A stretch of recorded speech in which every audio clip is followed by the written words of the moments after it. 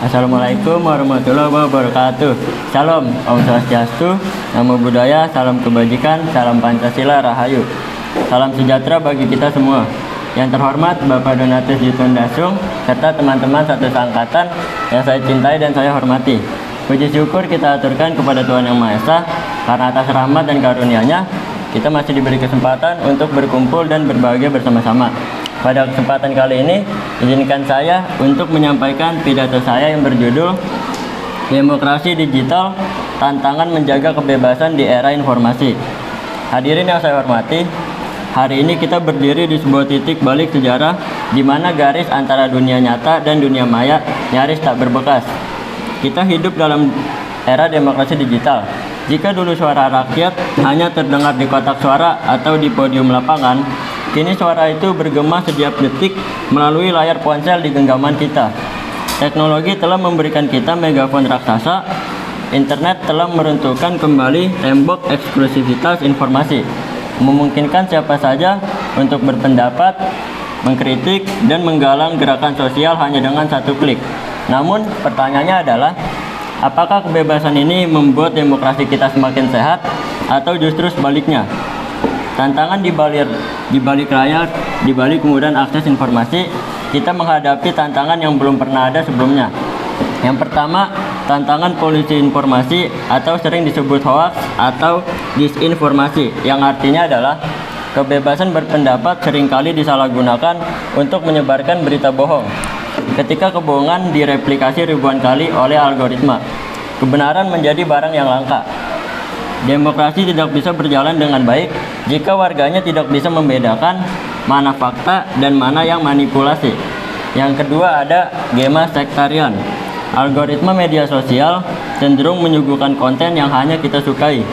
Akibatnya, kita terjebak dalam ruang gema yang membuat kita hanya mendengar pendapat yang setuju dengan kita dan menutup mata terhadap perspektif orang lain. Ini adalah racun bagi toleransi dan diskusi sehat.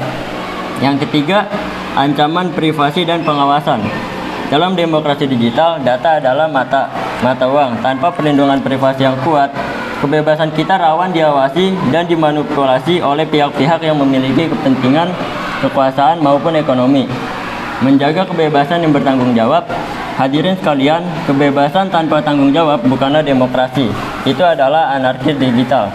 Untuk menjaga api demokrasi tetap menyala di era informasi, kita perlu melakukan 3 hal untuk menjaga api demokrasi tetap menyala.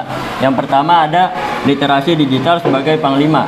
Kita tidak boleh hanya menjadi konsumen informasi yang pasif. Kita harus menjadi pemikir yang kritis, tidak boleh menjadi konsumen yang pasif. Kita harus melakukan verifikasi sebelum berbagi, atau dalam bahasa Inggris think before you post, yang artinya berpikir terlebih dahulu sebelum memposting sesuatu. Yang kedua ada etika dalam berpendapat. Perbedaan pendapat adalah nyawa demokrasi. Namun kebencian dan perundungan digital atau yang sering disebut dengan cyberbullying adalah pembunuhnya. Kita harus tetap mengedepankan adab meski tanpa tatap muka. Yang ketiga ada regulasi yang adil. Kita membutuhkan payung hukum yang mampu melindungi masyarakat dari hoaks tanpa memberangus hak-hak konstitusional warga negara untuk bersuara. Hadirin yang saya muliakan, demokrasi digital adalah sebuah eksperimen besar yang sedang kita jalani bersama. Teknologi hanyalah alat, kitalah yang memegang kemudinya. Jangan biarkan teknologi memecah belah kita, melainkan jadikanlah ia jembatan untuk membangun pemahaman yang lebih dalam. Mari kita jaga kebebasan ini dengan kebijaksanaan. Mari kita jadikan ruang digital sebagai ruang yang mencerahkan, bukan menyesatkan. Karena pada akhirnya kualitas demokrasi kita ditentukan oleh kualitas kita dan pikiran kita di balik layar. Terima kasih. Waalaikumsalam warahmatullahi wabarakatuh. Salam sejahtera, Om Santi Santi Om. Namo Buddhaya, salam kebajikan, Rahayu.